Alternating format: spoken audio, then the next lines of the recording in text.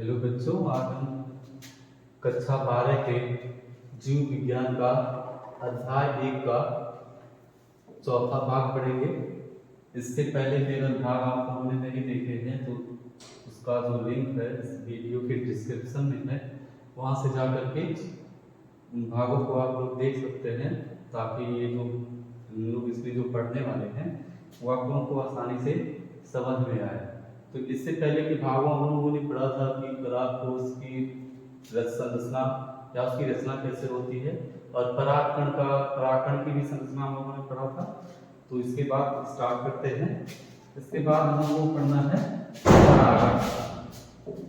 अब परागण में क्या होता है कि जब एक परागकोश जो है ये जब परिपक्व हो जाता है एकदम से, तो ये फट जाता है, फटता है और वहां से जो परागकण है ये बाहर निकलते हैं, और बाहर निकलने के बाद ये जा करके या तो किसी दूसरे अपनी ही जात के किसी दूसरे पुष्प पे या फिर सेम पुष्प पे जा करके उसके वर्तिकाग्र पर, यानी ये वर्तिकाग्र दिख रहा है, इसके ऊपर जाकर यहाँ पे गिरते हैं, और इसी जो यही हस्तांतरण की प्रक्रिया है इसी को कहा जाता है परागण।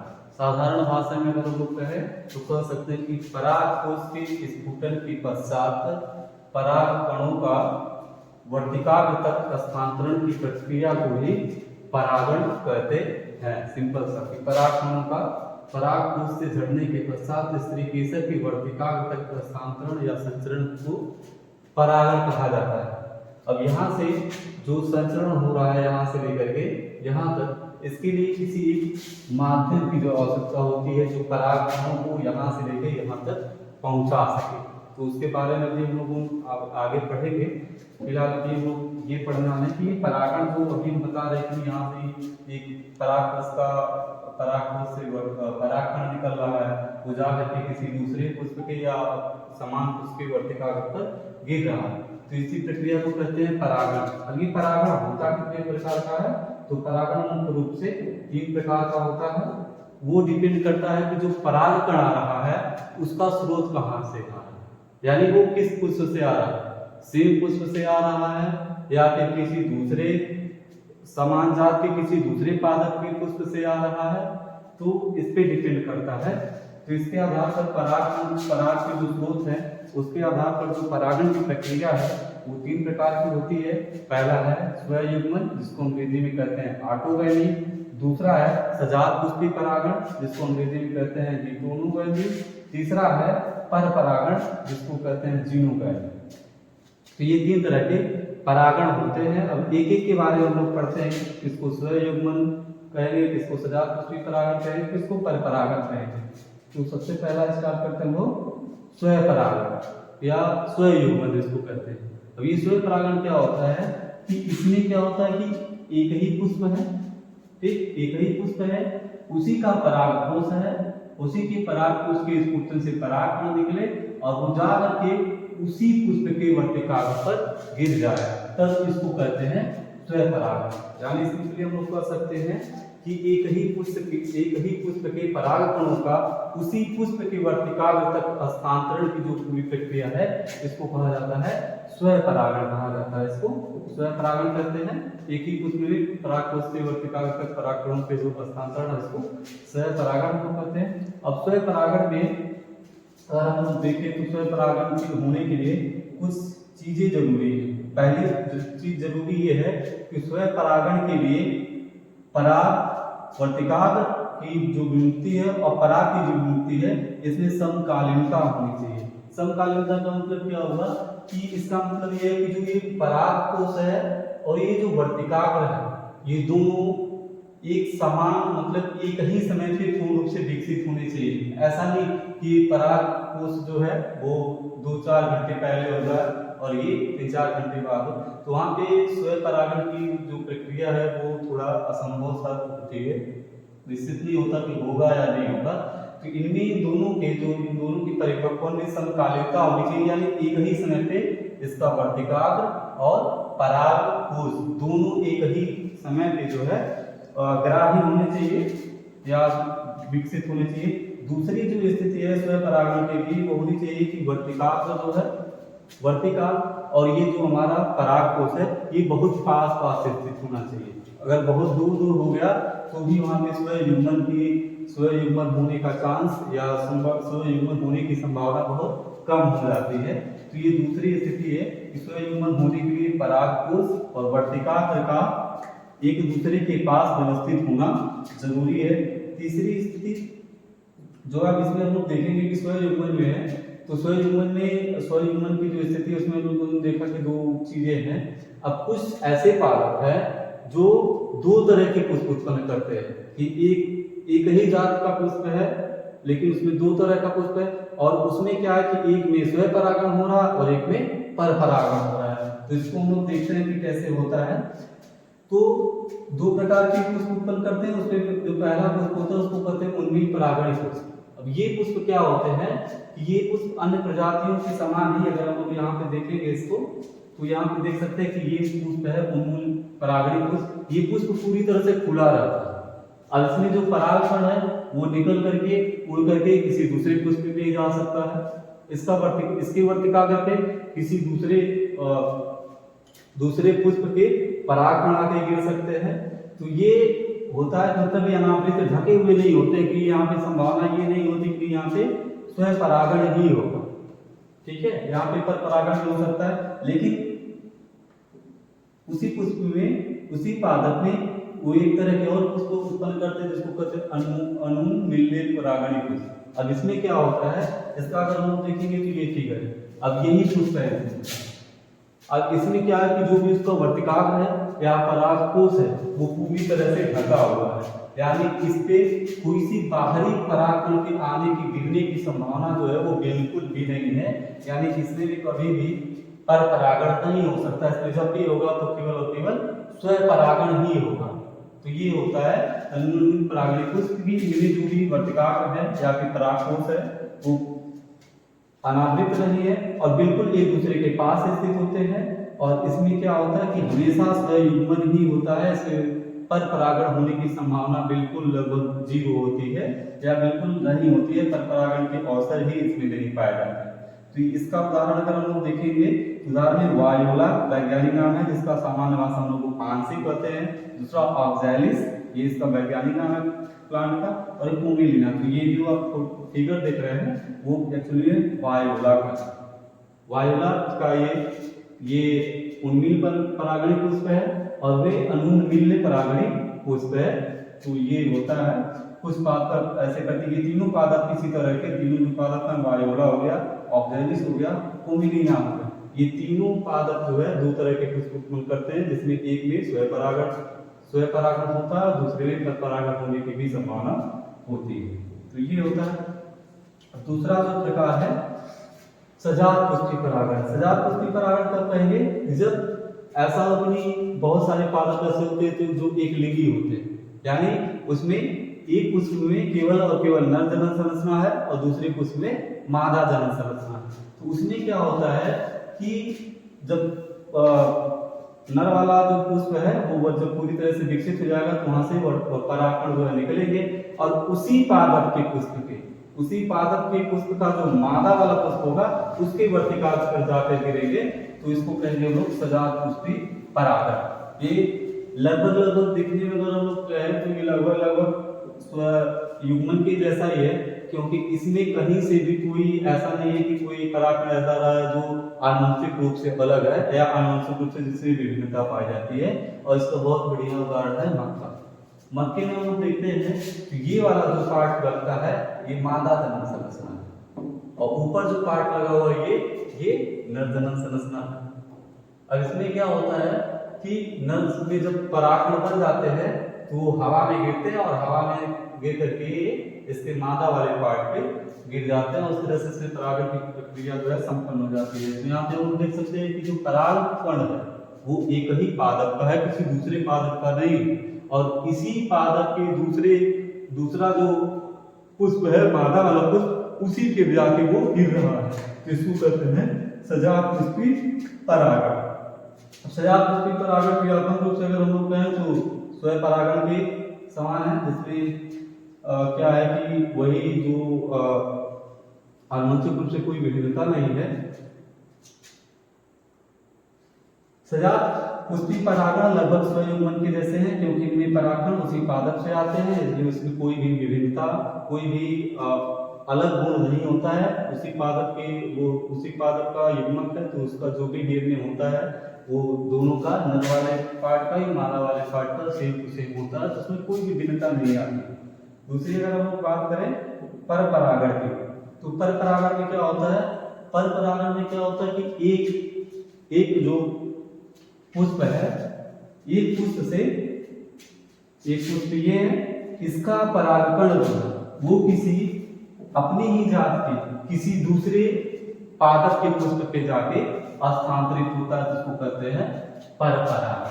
तो जब भिन्न पादपों के परागकोश से परागकणों का स्थानांतरण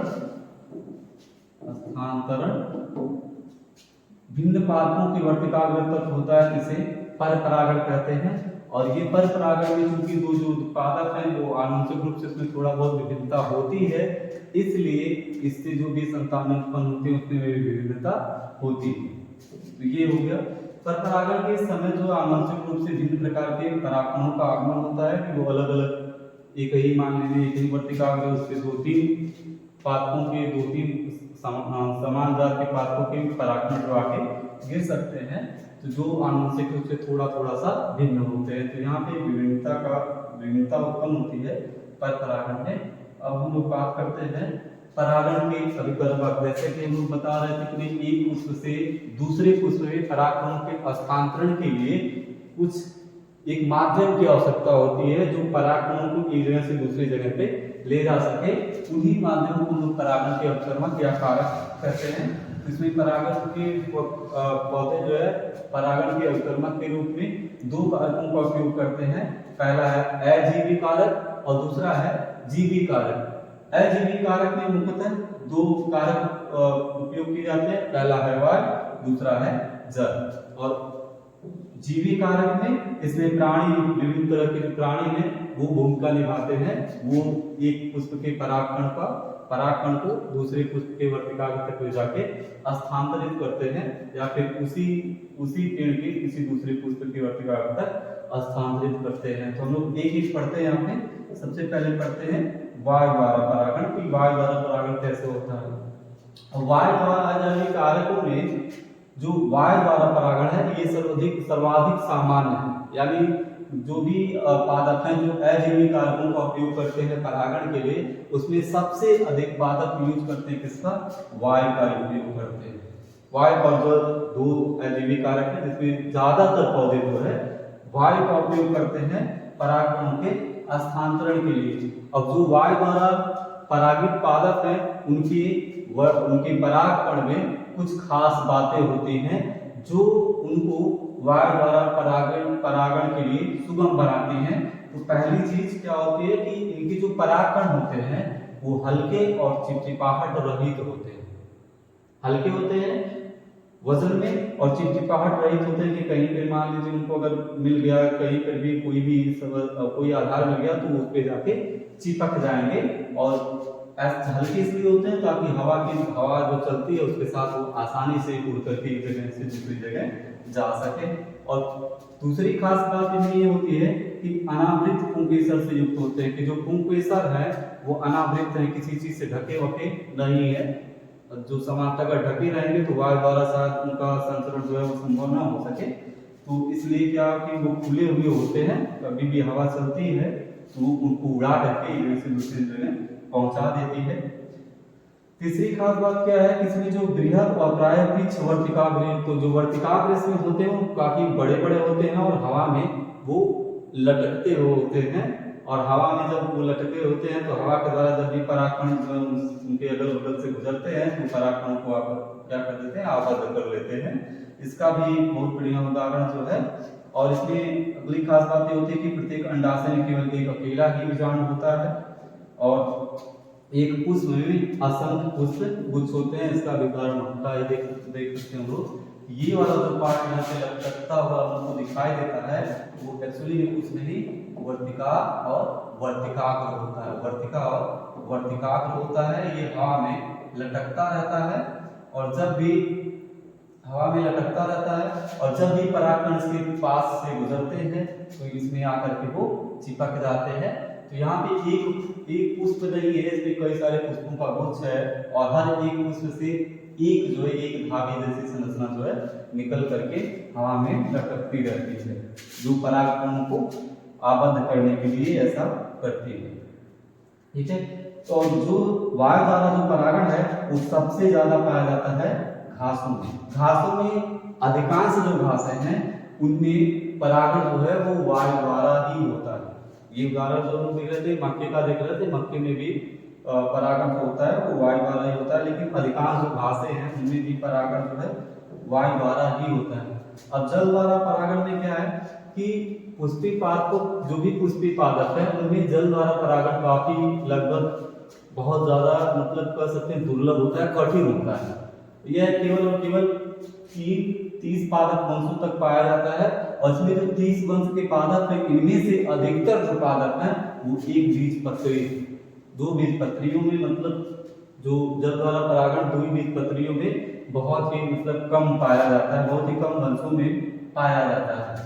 अब जलीय परागण में जो मादा पुष्प होती है एक लंबे डंठल द्वारा जल की सतह पर आ जाती है और नर जो होता है, नर के जो परागकण होते हैं जब अवमुक्त किए जाते हैं तो जल की धारा के साथ बढ़ते हुए जब सतह पे आते हैं तो उसमें बाई चांस एकाध दो परागकण ऐसे होते हैं जो जाकर के उस पुष्प पे चिपक जाते हैं, पुष्प की वर्तिकाग्र पर जो है वो जाकर के चिपक जाते हैं। संयोगात्मक रूप से पूरी फुल मतलब ये संयोग नहीं होता, पूरी संभावना नहीं होती।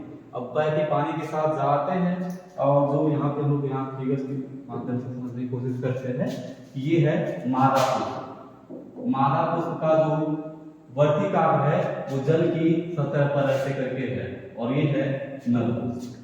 अब नर पुष्प से क्या है कि ये परागकण जो है वो निकलेंगे और ये बढ़ते हुए पानी की सतह पर जाएंगे और बाई चांस इसमें अगर कोई बढ़ता हुआ इसके ऊपर से गुजर गया तो ये इसमें जाके चिपक जाएगा और इसका परागण जो है वो हो जाएगा। इसका बहुत बढ़िया उदाहरण है बैलिसनेरिया। ये जो फिगर है वो बैलिसनेरिया का ही फिगर है। इसमें परागण जल द्वारा ही होता है, तो ये इसी प्रकार से होता है। जिसका जो मादा पुष्प है वो जल की सतह पर है, नर पुष्प जब अपना परागकण जो जल में मुक्त करते हैं तो जल की धारा के साथ बहते हुए पानी की सतह तक पहुंचता है और वहां पर वो उसके मादा पुष्प के वर्तिकाग्र से जाके चिपक जाता है और इस तरह से परागण की जो प्रक्रिया है वो संपन्न हो जाती है।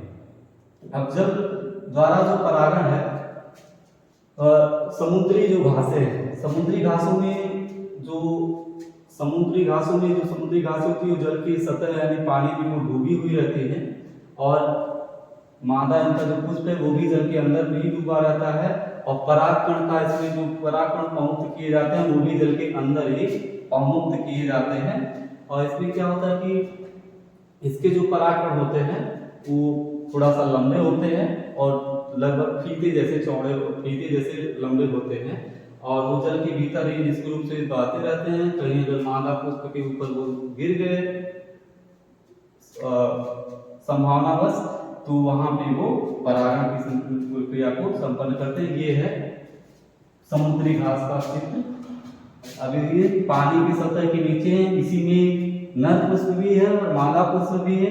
इसमें जब नर पुष्प के जो वर्तिकाग्र है वो अपना नर पुष्प के जो परागकोश है वो अपना परागकण उसी जल में मुक्त करेंगे, वो जल की धारा के साथ बहेंगे और जाकर के मादा पुष्प के वर्तिकाग्र के ऊपर चिपक जाएंगे और परागण की प्रक्रिया इस तरह से संपन्न हो जाएगी। तो एक बात और कि जितने भी जल में पादप है ये जरूरी नहीं है कि उनमें जो परागण हो वो जल के द्वारा ही। बहुत सारे ऐसे जलीय पादप हैं जिनमें जल के द्वारा परागण संभव ही नहीं होता है। जैसे अगर हम लोग बात करें वाटर लिली ये पानी में ही पाया जाता है लेकिन परागण इसमें पानी द्वारा नहीं होता है, इसमें परागण जो है वो कीटों द्वारा होता है। और जैसे कुछ निम्न पादप समूह है जैसे शैवाल हो गए, ब्रायोफाइट हो गए, टेरिडोफाइट हो गए, तो इनमें अधिकांशतः इन तीनों ग्रुप में जो परागण है वो जल के द्वारा ही होता है। और ऐसा माना जाता है कि कुछ पादप समूह जैसे ब्रायोफाइट और टेरिडोफाइट इनका जो आवास है वो अभी तक पानी तक ही सीमित है, क्योंकि इनके परागण के लिए जल की आवश्यकता पड़ती है, इसलिए जल से बाहर जो है वो जल से अलग नहीं हो पाए, वो जल तक ही सीमित है, जलीय आवास तक ही वो सीमित है। तो ये परागण जल के द्वारा परागण की बात हुई। अब बात करते हैं प्राणी द्वारा परागण। तो प्राणी द्वारा परागण में क्या है कि प्राणी द्वारा परागण में बहुत सारे ऐसे प्राणी हैं जिनका जो परागण में महत्वपूर्ण भूमिका निभाते हैं। तो इसमें बहुत सारे अभिकर्मक परागण या कर्मक हैं, जैसे मधुमक्खी हमारी हो गई, भावरे हो गए, तितलियां हो गई, बल्ब हो गया, चींटियां भी हो गई, सलभ या कीट हो गए, पक्षी हो गए या फिर चमगादड़। तो ये विभिन्न प्राणी समूह के प्राणी हैं जो परागण में महत्वपूर्ण भूमिका निभाते हैं। तो यहाँ पे लोग देख सकते हैं, जैसे ये क्या है, मधुमक्खी है। तो ये मधुमक्खियां बहुत सारे पुष्प के सामान्यतः देखकर आसपास जो पुष्प लगे रहते उसमें हम लोग देखते हैं कि मधुमक्खियां उस पर बैठी हुई। तो मधुमक्खियों को बैठने से ये है कि वो परागण की प्रक्रिया को संपन्न करवा देती हैं आसानी से।